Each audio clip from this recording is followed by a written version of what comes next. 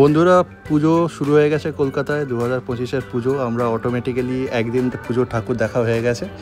আজকে আমরা বিকেল বিকেল বেরিয়েছি অন্য আরও কয়েকটা জায়গায় ঠাকুর দেখবো বলে। এই প্রথম প্যান্ডেলটা যেটা দেখাচ্ছি, এটা আমাদের একদম বাড়ির একদম লাগোয়া প্যান্ডেল। আমাদের বাড়ির ক্লাব, যেটা পাড়ার একদম 1 মিনিট দূরে। এখানে খুব বড় করে এবছরে বাজেট দিয়ে পুজো করা হয়েছে। দেখতে পাচ্ছ বেশ সুন্দর করেছে বাইরের প্যান্ডেলটা, ডিজাইনটা। এটা অ্যাকচুয়ালি সহজ পাঠের উপরে যে থিম, সেটার উপরে এবছরে করা হয়েছে। বাইরে রবি ঠাকুরের একটা বিরাট বড় মূর্তি আর সহজ পাঠের যে লেখক, সেই পণ্ডিত ঈশ্বরচন্দ্র বিদ্যাসাগরের একটা ছবি লাগানো হয়েছে। যেহেতু থিমটা পুরোপুরি এটার উপরেই ডিপেন্ড করেছে।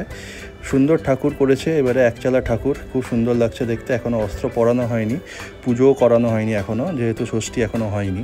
তো সেই জন্য এখনও ফুল টুল দিয়ে পুজো হয়নি, কিন্তু খুব সুন্দর হয়েছে এবছরের ঠাকুরটা। আর ভেতরে আমি ক্যামেরাটা ঘুরিয়ে তোমাদের দেখাচ্ছি। পুরো প্যান্ডেলটা সব যে বাংলা অক্ষর অ আ ক খ সেইগুলো দিয়ে পুরো সাজানো হয়েছে। বেশ দারুণ লাগছে। আর ওপরের যে সিলিংটা, সেখানে কোনো ঝাড়বাতি নেই। পুরো সহজ পাঠের যে বইয়ের কাভারটা, সেটা দেওয়া হয়েছে সহজ পাঠ প্রথম ভাগ। দারুণ। এটা আমাদের পুরো নস্টালজিক। আমরা সবাই সহজ পাঠ পড়েছি। আর তার ভেতরে যে ছড়াগুলো আছে, সেইগুলোর জিনিসগুলো এখানে লাগিয়েছে। আর তার সাথে সাথে ছবিগুলোও দিয়েছে। এবছরে যা বৃষ্টি হয়েছে, প্যান্ডেলের প্রচণ্ড ক্ষতি হয়েছে। বারবার রিওয়ার্ক করতে হয়েছে প্যান্ডেলটি। তবে এখন আজকে আর গতকাল একটু রোদ দিয়েছে বলে তবু একটু অবস্থা স্থিতিশীল আছে আর কি। তো সব পুজো মণ্ডপেরই সেম অবস্থা। তো এখানে আরেকবার ঠাকুরটি আমি তোমাদের দেখাচ্ছি। খুব সুন্দর করেছে ঠাকুরটি। আজকে আরও বেশ কিছু ঠাকুর দেখার প্ল্যান আছে। সেজন্য আমরা একটা গাড়ি করে বেরোলাম হচ্ছে গড়িয়াহাটের দিকে। কারণ সাউথ কলকাতার যে ফেমাস পুজো একডালিয়া এভারগ্রিন, সিংহি পার্ক, সেই পুজোগুলো আজকে দেখব। তো মোটামুটি এমন টাইমে এসছি যাতে সন্ধেবেলা লাইটিংটাও দেখা যায়। সকালবেলা বা দুপুরবেলা এলে এই লাইটিংগুলো দেখা যায় না। আগে তো প্রচুর লাইটিং হতো, এখন যেহেতু থিম পুজো, সেই জন্য লাইটিংয়ের ব্যাপারটা একটু কমে গেছে। তবে একডালিয়া এভারগ্রিন আর সিংহি পার্কে প্রচুর লাইটিং থাকে। তো সেটার জন্য আমরা সন্ধ্যের একটু আগে আগেই চলে এসেছি। দেখছি যে চারদিকে বেশ সুন্দর লাইটিং করেছে। রাস্তার দুপাশে বেশ সুন্দর ছোট বাচ্চাদের জন্য এইগুলো সব করে প্রত্যেক বছরই। নুপুকে দেখালাম, নুপু বেশ দেখে আনন্দ পেয়েছে। আর একডালিয়া এভারগ্রিনের যে জায়গাটা, সেটা খুবই ছোট্ট জায়গা, সেই জন্য বিরাট বড় প্যান্ডেল করতে পারে না এরা। সাধারণত যে থিম থাকে সেটা হচ্ছে কোনো মন্দির, দক্ষিণ ভারতীয় বা উত্তর ভারতীয় মন্দির। বরাবরের মতন এবছরেও কোনো একটা জায়গার মন্দির এখানে বানানো হয়েছে। ভেতরটা বেশ সুন্দর করেছে, ছোট ছোট মূর্তি দিয়ে সাজিয়েছে ভেতরটা, বেশ সুন্দর লাগছে। একডালিয়া এভারগ্রিন ক্লাবের যেটা মেন দ্রষ্টব্য, সেটা হচ্ছে ঝাড়বাতি। তো ঝাড়বাতি মেন যেটা, সেটা আমি পরে দেখাচ্ছি। আপাতত যে ঢোকার মুখে যে জায়গাটা, সেখানেও একটা ছোট্ট লম্বা করে ঝাড়বাতি দিয়েছে। আর দু সাইডে, প্যাসেজের দু সাইডে ছোট ছোট মূর্তি, আর বেশ ঝলমলে, আলো ঝলমলে আর কি। আজকে অতটা ভিড় নেই যতটা ভিড় আমি এক্সপেক্ট করছিলাম। সন্ধ্যের দিকে প্রাইম টাইমেই এসেছি, কিন্তু অতটা ভিড় দেখতে পেলাম না।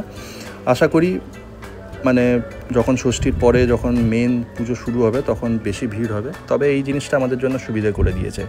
ভালো করে জুম করে মাকে দেখছি, বেশ সুন্দর ঠাকুর করেছে। এরকম বরাবরই সুন্দর ঠাকুর করা হয়। মুকুটটা দর্শনীয়, আর বেশ হলুদ কালারের লাইটিং দিয়েছে। আর পুরো প্যান্ডেলটাই এত সুন্দর করেছে, খুব সুন্দর লাগছে। ছোট ছোট লাইট দিয়ে ময়ূর সাজানো হয়েছে। আর চারদিকে ছোট ছোট সব মূর্তি আর কি, বিভিন্ন ঠাকুরের মূর্তি, বেশ কালারফুল। আর এবার যেটা দেখাচ্ছি সেটা হচ্ছে মেন ঝাড়বাতিটা। যথেষ্ট সুন্দর, একদম পুরো প্যান্ডেলের যে সিলিংটা আছে পুরো কভার করে ঝাড়বাতিটা। দারুণ লাগছে। এইটাই হচ্ছে একডালিয়া এভারগ্রিনের বিশেষ দ্রষ্টব্য। প্রত্যেক বছরে এই ঝাড়বাতি দেখার জন্য প্রচুর লোক আসে। তো বেশ ভালো লাগছে। আমরা আরেকবার ভালো করে ঠাকুরটি দেখে নিই। আর ছবি, সেলফি এগুলো সব লোকে তুলছে, আমরাও তুললাম।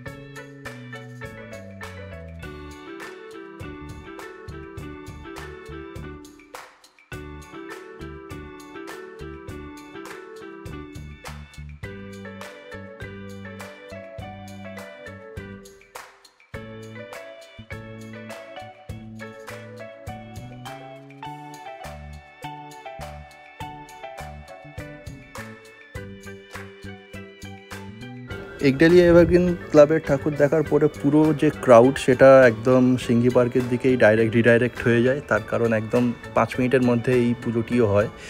এই পুজোটাতে বেশ ভালো লাইটিং করা হয়, সেটা দেখতেই পাচ্ছ। একদম সিঙ্গি পার্ক যাওয়ার মুখটাতে এরকম একটা নাড়ুগোপালের একটা লাইটিং করেছে, প্লাস রাস্তার দু সাইডে বিভিন্ন সার্কাস, তারপরে বাচ্চাদের জন্য সব এই ধরনের লাইটিং করা হয়। এর আগের বছরও একটা খরগোশ করেছিল, যেটার সামনে নুপু দাঁড় করিয়ে ওর ছবি তুলেছিলাম। বেশ ভালো লাগে এই জায়গাগুলো, লাইটিংগুলো দেখতে খুব সুন্দর লাগে। তো সিঙ্গি পার্কের যে পুজো তোমরা বরাবরই জানো, খুব ছোট্ট একটা জায়গা, একটা রাস্তার 4 মাথার মোড়ে কভার করে পুজোটা করা হয়, ছোট্ট প্যান্ডেল, কিন্তু ঠাকুরের মুখটা খুব সুন্দর করে। আমার সিঙ্গি পার্কের ঠাকুরের যে মুখশ্রীটা সেটা একডালিয়া এভারগ্রিনের থেকে বেশি ভালো লাগে প্রত্যেক বছর। তো দেখছো সিঙ্গি পার্কের এখানে একটা থিম করেছে, রাবণের যে দশাবতার সেরকম টাইপের একটা করেছে।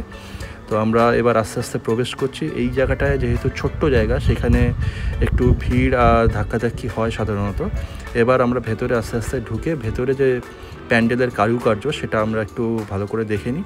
বেশ চারদিকটা বেশ হাতে আঁকা ছবি, পৌরাণিক ধরনের কিছু করা হয়েছে। ভেতরের সিলিংটাও খুব সুন্দর লাগছে, হালকা নীল কালারের আলো, আর বেশ আলো আঁধারির ব্যাপার আর কি, বেশ ভালো লাগছে। এবার আস্তে আস্তে ক্যামেরাটা ঘোরাচ্ছি ঠাকুরের দিকে। তোমরা মন দিয়ে ভালো করে ঠাকুরটা দেখো, আমি যতটা পেরেছি ততটা ভালোভাবে ঠাকুরটা তোমাদের দেখানোর চেষ্টা করছি।